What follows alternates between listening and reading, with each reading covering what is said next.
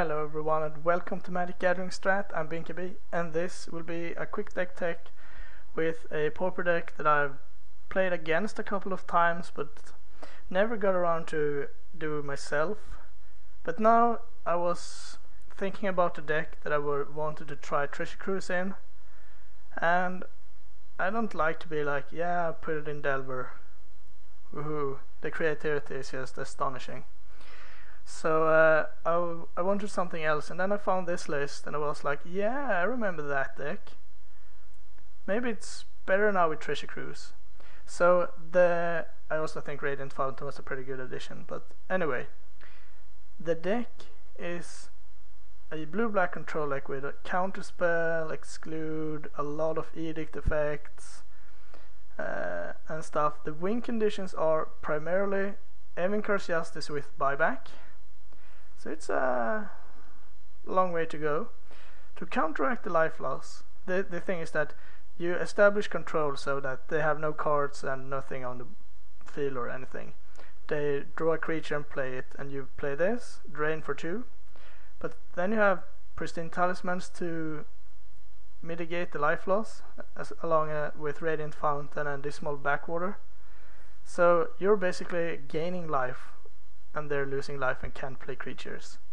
And the longer the game goes, the more of those you can play. I mean, it's not likely that you will be flashback or buybacking twice, but you can always play one and then buy back a second copy or something.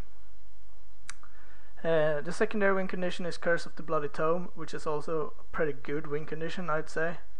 Not only do we get to see a lot of the opponent's deck, it forces them to do something and throw spells right into Exclude and Evincar's Justice. For card draw and selection we have Preordain, probably the best card selection / draw spell in the entire game, at least if you don't have a bunch of fetches and shuffle effects.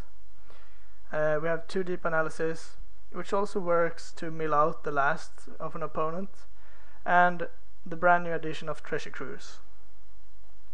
Removal, as I said, 10 Edict effects, 4 with flashback. It's just amazing how good those are. And you could say, well, if you're facing hexproof, they might be good if they don't have like Colony Garden or something. But then you just sweep the board so they have the one big thing left and then you kill it.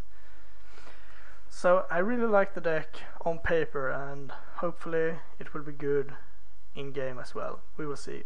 For the sideboard, just to mention, I just took the list. I haven't changed a card, and this finished like 3 and 1 in a daily some time ago.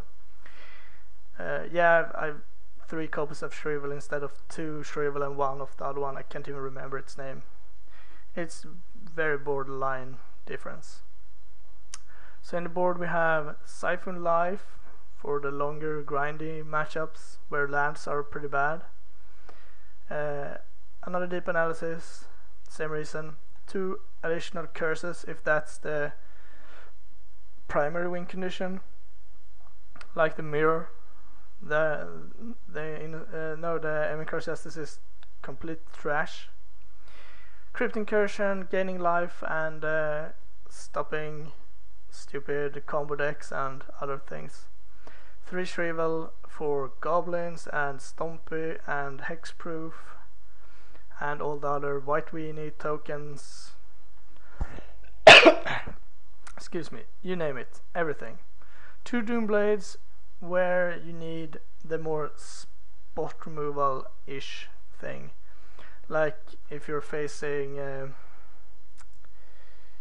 Delver Fiend or Heroic or something, where they easily can play 2 creatures before you can have a sack outlet. Then it's much more important for you to be able to choose what to kill. 2 Raven's Crime, the same as Syphon Life against slower grindier decks. I'm not convinced by the retrace spells in this deck, because we have no way to reuse the lands from our graveyard, and we're only running 23, so it's not that we have that many to just throw. But I can see why they're here. I might change them to like 3 duress or something. It depends. I'll try them out. 2 Hydroblasts. I imagine it's for mono red, burn, goblins, that sort of thing. So yeah, that's the deck. I'll take it for a spin. 4 games is the goal. Here we go.